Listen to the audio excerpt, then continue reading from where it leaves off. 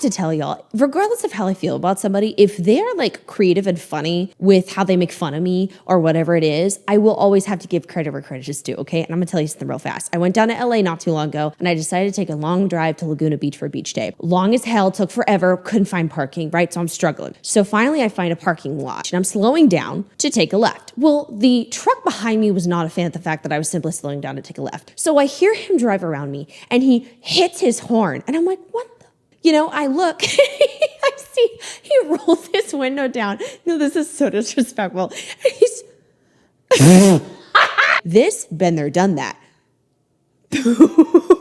I am stealing that next time, Gerald. Thank you so much for that. Anyways, has nothing to do with the topic of today's video. Hi everyone, it's Isabella here and welcome back to the channel. We are talking about teachers and teacher content today. I know I've been dying to make this video for a long time actually. I wanted to do this last year, but girl, you get how it is. You get wrapped up, you get busy. I want to talk about the controversial discussion of teacher influencers, teacher content, etc. And I thought we would do a little deep dive today discussing the good, the bad, the ways that this can be beneficial, etc., etc. So before we hop into today's video, don't forget to hit the thumbs up button, subscribe to the channel, and click the bell button down below so you'll be notified of every single video I post. And now real quickly, I do want to take a moment to thank the sponsor of today's video. So you guys know the school year has kicked off and everyone is incredibly busy. And many of us love learning, love asking questions, but some of us don't know exactly where to ask the right questions from when it comes to our diet. And that's why today this video is sponsored by Nourish. Nourish is the easiest way to find and speak to a registered dietitian and have it covered by your insurance. Now, if you guys are anything like me, the topic around food and finding out what makes sense for you and your body is really, really difficult. And when there's so much information out there, you don't know where to learn from, it can be very overwhelming. And that's why I love Nourish so much. I was able to get the right answers instead of getting it from a random trend. I can get it from my registered dietitian. So that way meal planning is not so overwhelming and confusing. I have really struggled with the topic around food, especially when it comes to so many different trends online. I have had many times where I've been overwhelmed. I wasn't eating enough. I wasn't taking care of my body. And I had a lot of food anxiety because I didn't know what was actually good for me. And so sitting down with my dietitian was so helpful. And it actually eased my anxieties a lot, but it was able to give me a realistic plan that wasn't following some kind of fad diet, but was able to help me keep it sustainable. And I know many of you guys are very curious about price. I know I am. 94% of Nourish patients spend nothing out of pocket, which is insane. I had no idea that my insurance was already covering this. And with Nourish Guarantee, there is no surprise billing. Your appointment is never going to cost more than the actual original estimate. Another really fun factor about Nourish that I love and something that's really important to me in my health is blood work. I like to get my blood work checked because I'm someone that has PCOS and I just want to make sure that all my levels are good. Your registered dietitian can actually order labs and walk you through the entire process. Nourish dietitians specialize in a wide variety of health conditions like weight management, eating disorders, gut health, women's health, sports nutrition, diabetes, so much more. The list goes on. Also, the app is absolutely amazing. You can schedule appointments with your registered dietitian. You can read more. They even have recipes. You can look at results. You can message your registered dietitian. There's so much that's accessible on the app, so it makes it so much easier for you. So if you're wanting to remove the confusion and stress when it comes to meal planning and understanding yourself better, just go to the link in the description below or scan the QR code on the screen to book your first appointment with Nourish today. Thank you so much to Nourish for partnering with me on today's video, and now let's get back into it. Now, real quickly, big disclaimer before we get into the big juicy shit of all this. Teachers are truly such strong, brave human beings. I need to make this very clear that this video is not in any way dedicated to go and bothering anyone or like, let's shit talk on teachers, okay? Teachers already don't get paid enough and they're already treated like shit already. And that pisses me off. Okay. So I need you to know I love y'all dearly. What I'm trying to do is bring in conversations around this because there have been some controversies that have been popping up. And I want to just kind of like do a general little good deep dive about this. Okay. So to introduce you to this topic of what's really going on if you don't know, TikTok specifically, also on Instagram, I think it originated on Facebook though, we have kind of noticed this uptick of content creators who are teachers. Now there's a big difference between like influencers who happen to be teachers and teachers who are influencers. I'll explain that later. It's kind of like the same idea as like mommy influencers, where some people happen to just be moms and they're influencers. And then there's some that are like, I'm a mommy influencer. All I do is show off my kids in an unethical way. You see what I'm saying? There are many ways that becoming a content creator can be very, very good and also very, very bad. But these content creators can do a wide variety of content. And a lot of it kind of like stemmed from developing community. I think that's the biggest thing we see with any niches that develop over social media is a look and search for community. And so the teacher community is like a very, very big one on social media where people will share like get ready with me story times. They talk about classroom planning, their experiences with students and so much more. So it kind of exploded to where now it was a just a community. People were actually able to make extra money off of it. And so then it kind of manifested into content creators that were teachers, like more people becoming and doing this and were able to actually make money, or if anything, stop their teaching job. And again, like there's no shade in however anyone handles that, whether they decide to quit a teaching job and become a content creator full time, or if they're like, I want to keep being a teacher, but I also want to be a content creator. I do think there is a problematic side of this that has gone a little bit too far. And also, I do think that there are some people who are unaware of how beneficial this community can be. So we're actually going to kick it off with going back and forth between the positives and the negatives of this entire topic. So to ease into this though, I want to show you guys a decorating classroom video. I think this is so cute. So I'm just going to show you an example and let's get to talking. I literally just got back from my trip like an hour ago, and we're in my classroom because I start work on Monday and there is so much to do. So come with me to set up my classroom. It just got done being cleaned yesterday, so we're starting from ground zero. And of course we have the best helper here to help us. Yes, you heard that right. I start back at work in 2 days, and I just now started setting up my classroom. The main goal today was just to put the furniture back where it goes. For some reason, I've been super stressed out because I usually go in my classroom like weeks before school starts. But once we got in and started setting everything up, I realized it's not that much, and I'm totally fine. I'm not doing any major classroom theme change or anything this year, but I do love to find little ways to change my classroom up a little bit just so it's not the exact same every year. I'm going into year 3 with lots of confidence. I'm also really excited to just get back into a routine. Of course, I love summer, but back to school season is probably my favorite time of the year. We get 5 teacher work days next week before the students start, so hopefully that gives me enough time to feel prepared going into the new year. After we set up all the furniture and everything where it goes, we decided to call it a day. I was pretty impressed we finished all of that in under 2 hours. Comment below what grade you teach and what videos you want to see. Oh, she's so cute. I love her. Oh my God. It honestly makes me emotional. Fun fact, I had an English teacher that literally like changed my life. So Mrs. Murphy, if you ever see this, I love you so much. I could cry thinking about you. I need to stop. But here is another example. We are back for classroom setup day 1 in my 1st grade classroom. So excited! Oh my gosh, I have not been back in 7 weeks. It's hard to believe. I just can't wait to get started. Okay, first let's put down everything that I brought into school today.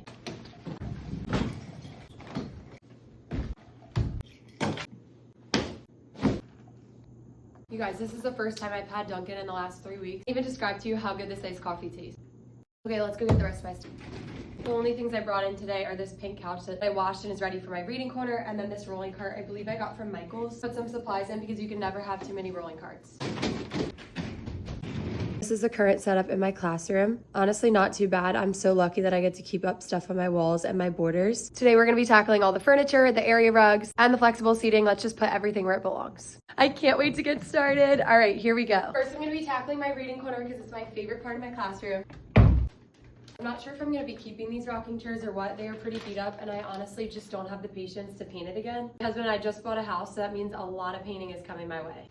So one thing I want to quickly do and pause this video because I want to keep kind of like bringing up points as I like get into this is a positive of this content is, again, I think it creates some level of being able to relate to a whole community, because I know from what I have heard, and again, you could just comment. Again, I know I have teachers and everything in the comment section, educators, mom, comment, I want to hear. But from what I do understand is there are some times where it can feel very isolating and very lonely. And it's kind of sometimes like a similar vibe to where you mainly are around just your coworkers, but so many kids. And so that can be very overwhelming and hard. And there's so much pressure around being a teacher of, am I, guiding these kids to do the right job? Am I doing a good job? Am I taking care of myself? Am I making the classroom comfortable from them? Like there's thousands of them that you could think of to try and make sure that you're doing the best job for your students. And I feel like this gives an insight to that, honestly, of how many things that teachers are thinking of consistently. But also I believe it gives examples too of fun things, like how to set up a classroom, what somebody else is doing to maybe elevate this and make it a better experience for students, what that looks like for somebody else, so that way you maybe can step into the new year as a teacher and go, okay, I feel more confident if you're brand new to the game, is showing and connecting with a whole entire community of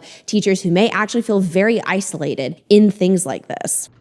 Okay, now I'm actually gonna roll up this area rug because I'm not using it in my classroom this year. It's also dirty anyway. The cleaners actually didn't have time to clean this yet. Works out perfectly because I'll probably just end up giving this to someone else. I have a pink one, I'm so excited.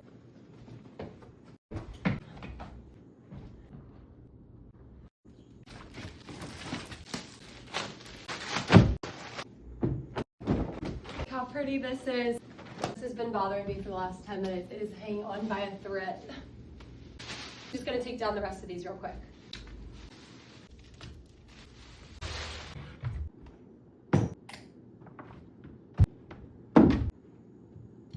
Unfortunately, I don't have a screwdriver, but this is very wobbly. Yeah, I'll have to bring one tomorrow. bookshelf is gonna go here for now, but I actually did just order a pink bookshelf, so we'll see which one I like better. One more point I have to add is I actually think that this content as well can really counter a lot of propaganda that we have heard for a very long time. Like, I don't know if any of you have heard this, but I know I certainly have. On the internet, there are very miserable ass people on there, but like, teachers do nothing. Their job is easy. Like, they only work during this month, like they get the entire summer off. There's a lot of bitching and moaning about teachers in itself and what they don't do, and like blaming teachers of things that they don't do or literally don't have the time to do. That's unrealistic. And then also acting as if they're lazy and do nothing. And I actually love this kind of content because it also, again, fights against that, whether somebody is trying to do that or not, because you're getting an insight into classroom planning, classroom building, what that's actually developing for a teacher, because then you go, oh, that's what they do every day. Because I'm telling you, I mean, I only know the teachers that I had years ago, but like, I don't have a very good understanding of what happens day in and day out, lesson planning, grading, and so much more. And so to have kind of that more understanding, I think actually helps with that negative perspective. Mind you, I think it's stupid, it shouldn't exist, but it like fights back in a weird way, which I love. I think it's very, very sweet. Now I'm actually gonna stop this here because the video is long and I don't need to keep using too much of her content. But the point of this is to show you that this is a really good way that content can exist. Is this is how I decorated my classroom. These are the things that I do. This is how I make the space lovely. And I really believe that this is incredibly inspirational and helps other teachers. Now, I will point out that this could possibly get construed or taken into a way that is a little bit too much, because some people don't have money for all of those things. So some people may have significantly less resources, so they are not able to replicate that. But regardless, I think it's sweet because we see teachers that are putting in so much effort into their students from their own pockets, right? Like a lot of this stuff is coming from Amazon wish lists. A lot of the stuff is coming from the fact that they're literally like funding it themselves. And I do think that more people need to see that and see the effort that teachers put into. Now I want to switch and go to the next thing of how this actually could be incredibly negative. One of the biggest comments that I've seen, criticisms against teachers, is those who use children for content. Now, this is where we're kind of like I said, we're going to go back and forth, positive and negative. So get ready, okay? But the negatives of being the teachers is I love teacher content. I think it's great. But when I see a teacher that is going out of their way to expose kids, it pisses me off to no end. And so I'm going to show you a couple examples. And mind you, I had to physically blur all of these kids out. They were not blurred out at all on any of these.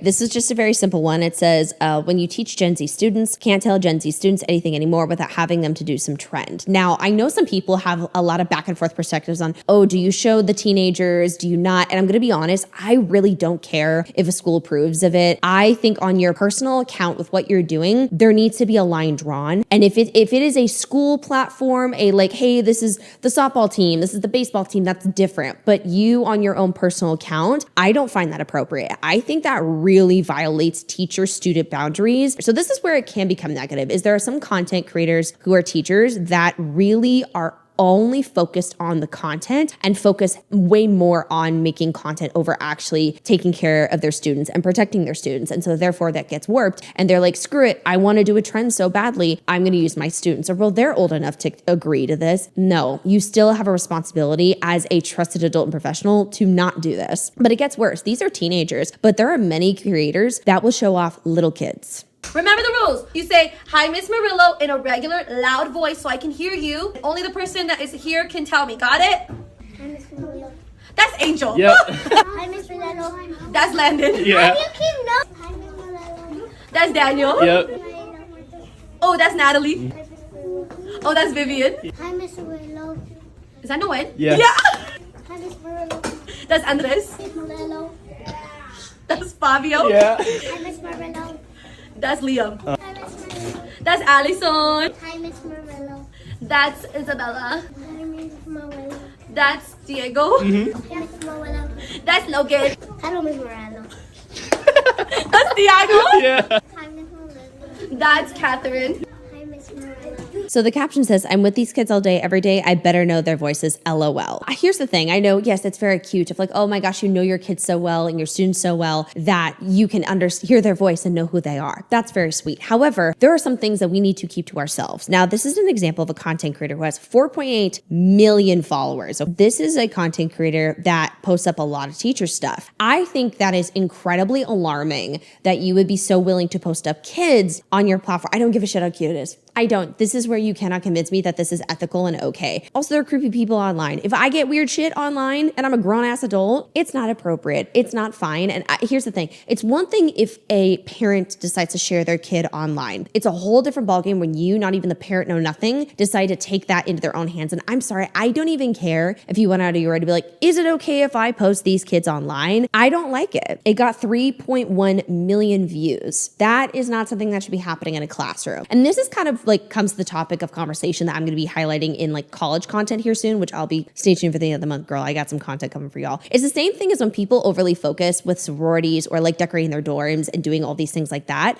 of like, oh my God, I need to focus on all these things, but they forget what the actual purpose of being a college is, which is learning and also having good experiences. And sometimes you don't need to focus on dropping hundreds of dollars to decorate a dorm. Similar vibes with this. We also have to remember the focus of this is learning and connection and development, not making a TikTok for your content. And I don't like when teachers focus too much on making content for views over actually focusing on doing their job. If you are not able to have a healthy balance and make sure that you're protecting your kids, then don't do it. Now, a couple other examples of this that are actually positive that I want to highlight are the outfit of the days. Okay, I love these. I think these are so precious. Let's start with this one.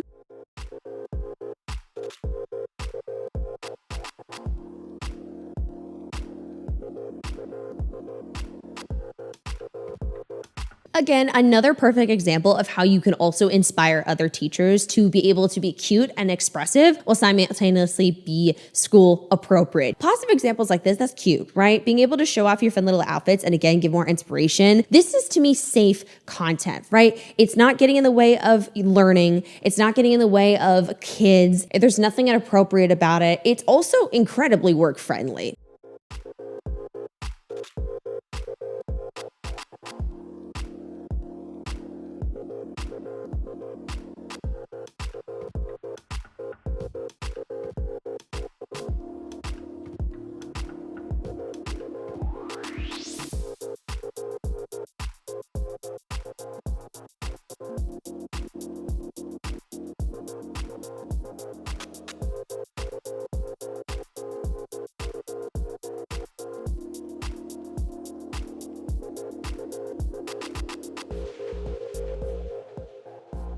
Oh my God, I know I would have loved her as a teacher. I love her first orange sweater. That was so cute. But see, I also think that this as well, teacher content can actually turn into helping others with the idea of affordability or showing their outfits and things that they purchase at a good deal. That's another way that I believe this content is really, really, really beneficial for the community. Affordable things, hacks, life tips, stuff that can make teachers' lives easier. Because with this job being so incredibly difficult, I know damn well y'all need all the help you could get. I know that you are looking around trying to find something that works, makes your life easier, a cute little outfit, and you absolutely deserve that. Now, this next example that I want to give you guys, that is a negative one, unfortunately, is the behind the scenes content of talking badly about students. Now, I will say some of these examples I can't exactly pull because so many of them have been deleted due to the backlash of it. So I can only kind of tell you from what I have been watching and give you examples of how this is incredibly dangerous. Sometimes we will have some teachers who like to go on power trips, but to further that power trip, I also believe that their content creation is weaponized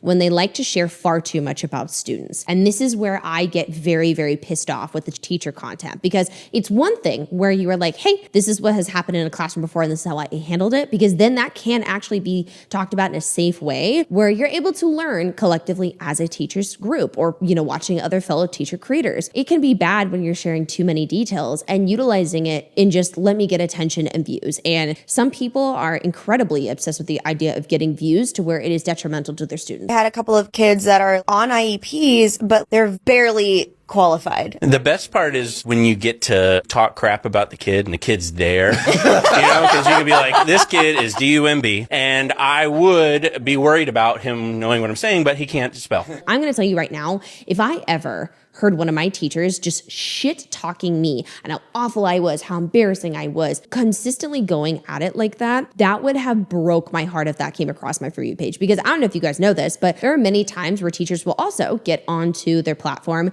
and say, this is how I generate boundaries with my students, because their students find their social media, because they are public content creators. And so with that, it is not far-fetched to say that a student could possibly come across a video of their own teacher complaining about them. Kids really can be coming to school with a lot. And sometimes kids acting out are for a very specific reason. Something bad is happening at home. They feel unappreciated. The only kind of tension that they get is negative. So therefore they act out because they're like, well, no one gives a fuck about me unless I act up. So therefore I need to. So somebody does something. And all I know is some of my bad moments when I was young were because I was coming to school with some shit. Okay. And that's just the reality of it. Witnessing some content creators be so obsessed with talking and shit talking people in the comment section and forgetting that there are children, that they are minors, that is devastating. And so that's where I get really uncomfortable, is the power trip and the over focus on views. Now, the next positive thing that I like to say is teacher tips. So like I was talking about, like learning when it comes to developing a classroom and making it all cute, outfits, I also think learning and classroom education and so much more. So it's really, really good to see other educators share their tips to help others. So here's another, I think, positive way that teachers are making content. Okay, if you're in school to be a teacher, I want to tell you the things that I wish I knew before becoming a first-year teacher as a first-year teacher. So I teach 5th grade, and I absolutely love it, and I student taught in 2nd grade, so it was a big difference, but truly student teaching really set me up for success in teaching. Again, I want to acknowledge that everybody's different and everyone has different experiences, but this is just things that I wish that I knew before becoming a teacher. Okay, number one, and most importantly, is having balance in your life. And like outside of teaching, like you need to make sure that you are taking care of yourself, because it is so true that you can't pour from an empty cup. And like the days that I truly take care of myself and like I spend my weekends recovering almost and like sleeping in and doing things that I enjoy, like I come in on Monday and I'm a much better teacher than if I spend my whole week planning.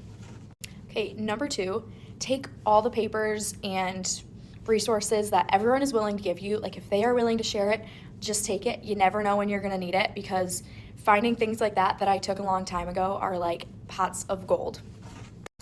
Having a routine with kids. Number three, having a routine, like having something every day. I have my little board and I have what they need to do, and then the only thing that changes is number 5, and that's their morning work. So keep it consistent, make sure they know the expectations, and like maybe just change 1 or 2 things. Okay, this is a rule that I told my students at the very beginning of the year, and I've stuck to it, which, okay, that's another one, stick with what you say.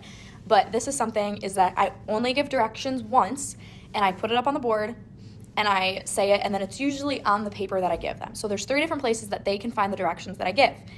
Now, if a student's not listening and they're distracted, I say, oh, use your resources, ask somebody else. And that honestly saves my mental health from like repeating things 7, 8, 9 times, which I did in student teaching. It also helps they know to listen the first time, because they're gonna have trouble finding it. Now, this doesn't count for students that like weren't here or were absent or were in the bathroom or something. Like, I will obviously repeat those directions, but I'm talking about the kids that are sitting there and like just not focused on you and doing something else when you're giving directions. I think this is number 4, but you will not spend as much time as you do in college lesson planning as you do in the real world. Like nobody has time for writing 27-page lesson plans. What works for me, and I'll show you in a second, is I have bins for Monday, Tuesday, Wednesday, Thursday, Friday. And then I make copies and I put them in order of the things that we do. So, okay, here are my bins. I have Monday, Tuesday, Wednesday, Thursday, Friday. And then in there I have like their papers. So these are some packets that we're gonna do for EL. So I put those papers in order in the bin, and I just boop, boop, boop, boop, boop, boop, boop, every day. And so then I grab the bin and then I take those papers. Okay, another thing is that everybody wants to give you advice and has an opinion on how you should teach, which is, and I'm always very grateful for that every single time. But you also kind of have to like, you can't take everybody's advice because it's all different. Like kind of take it and filter it through, think, okay, what's gonna work for me, what's gonna work for my students, because not every advice is going to work for you and your class. That is a phenomenal example of a content creator teacher who is showing all the things that she's doing and trying to help you out as well. Because overall, community is so necessary in career fields. A beautiful way of making content that is not in any way violating somebody's privacy or being inappropriate. It's incredibly wholesome and educational. Now, one of the negative things that can happen with being a teacher is the actual lack of focus on curriculum and education and solely doing this for the purpose of, I want to become full-time. Now, I want to say that this is something I have seen across industries. So this is not just a teacher thing. But what I do notice is there are some educators or even like people just in every other jobs where they like have this obsession with becoming a content creator so much that they start to violate a lot of things that they promised that they would keep. Protecting kids, making sure that they would actually be good with their curriculum. And it could actually impact of like, let me fill during school hours in a way that like it shouldn't be impacting the kids, but now it is. Or for example,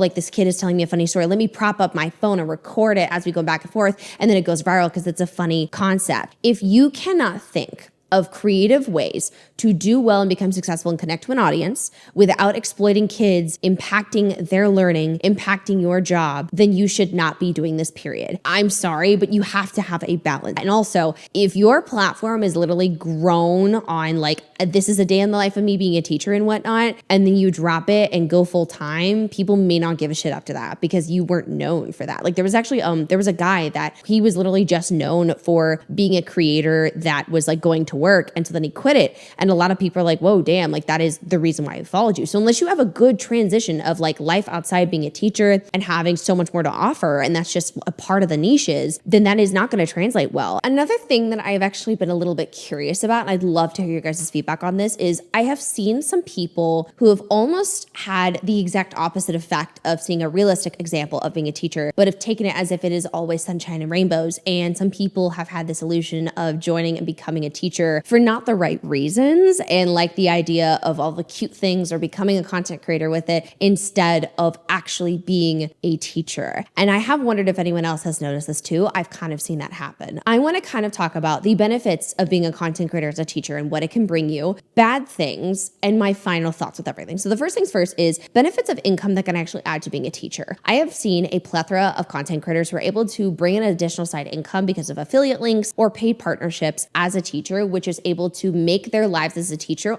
feel less stressful because they have less financial pressure. And I really, really do love that. Like if I see a diva partnering up with Ziploc or Cheez-Its or something like that, that's actually able to give them an extra source of income that's also adding to their classroom, adding to their stress relief. I love that. So I'm not going to dog on that. If you're able to have multiple streams of income, I think it's phenomenal. Now, of course, I don't think that everyone should have just that sole motivation because that's not always how it works. It takes a lot of time and effort. And again, you don't want to be exploiting kids or your job to make that happen. But if you can, hell yeah. Like I said, creating communities and helping others learn from each other, because it can be a very isolating career, and having that lack of resources or people around you that can support you is difficult. For example, I grew up in a very, very small town, and I know a lot of teachers that lived in that small town. So have that internet community where you can learn from and be able to benefit your students or learn more about things that you may not know your students needed, or maybe hacks of how to make affordable little decor that makes sense for your budget. Those kinds of things can allow for teachers to have more self-expression and control over making the experience for themselves and their students 10 times better. Now, the negatives, of course, blurring the boundaries between peer and student is very alarming, because sometimes there are some teachers that will perceive themselves as like, oh, I'm their friend, and it is absolutely crossing boundaries. It's not actually being safe. You're letting the kids be in your content. You're letting them follow your stuff too much, allowing them to be way too involved and know too much about you. And that I find highly inappropriate. There has to be a line, and especially that should not be shown on social media. Another concern that I have is the negative influence on spending money. Some people may actually feel pressure to spend money on classrooms or do things because they see other people doing that. And not everyone is able to, right? There are some classrooms that are not going to have as much budget as another teacher because maybe their household income is higher, or maybe she has supplemental income. Maybe she has a side hustle. Maybe she has affiliate links and is making money on content creation, and that's how she could afford to buy grand things for her students and decorations for the classrooms. Now, don't get me wrong. I love classroom designs. Like I actually remember years years ago, I think when I was in like 4th grade, I remember there was an English teacher I had where she would turn the lights low and have like quiet, like lamps and fairy lights, I believe is what she had. It was so peaceful. I loved her classroom because of that. Don't feel pressure to go and drop hundreds of dollars to buy a bunch of decor that you're going to rip down at the end of the year. You don't have to do that to make a safe, welcoming space for students. But that is where I think this content can become negative, is people may have a warped perception of what a realistic classroom looks like, how this can actually go. And I don't want anyone to feel pressure to spend money that they don't have, because you are a good teacher, whether you spend money or not. Okay. It comes down to how you treat your students and how you're able to guide them. Like point blank period. My memory from Mrs. Murphy was not from her classroom decor. It was how she made me feel like I could accomplish anything. So please don't fall for that type of pressure online. And like I said, sharing too much, that can actually break trust within students and teachers, and overall focusing on the content creation instead of actually their job, which is educating students. Now I want to say, to wrap this up, that this job is incredibly hard. And I think that teachers deserve to have fun and make fun content, be able to do entertaining things. So do not take this as a way that I'm dismissing it, but I don't want somebody trying to utilize it in a very negative way. So my final consensus on this: do I think it's bad to be a content creator? No. Do I think that it could be used for bad things? Yes, just like any industry that we see. So I don't want good teachers who are making amazing content or being wonderful human beings to the community getting shit on at all. To wrap it up, what do you guys think? Do you guys have any experiences of being a teacher that's a content creator? Do you guys have any experiences of being a teacher? Like, what are your thoughts on this? I'd love to hear. That is my perspective on content creators who are teachers. Thank you so much for watching. Don't forget to like, comment, share, and subscribe to the channel. Don't forget to check out the sponsor, Nourish, in the link in the description below and pin comments. Have a great weekend. Stay safe. I love you guys so much. Forehead kiss. Mwah. I'll see you guys later. Bye.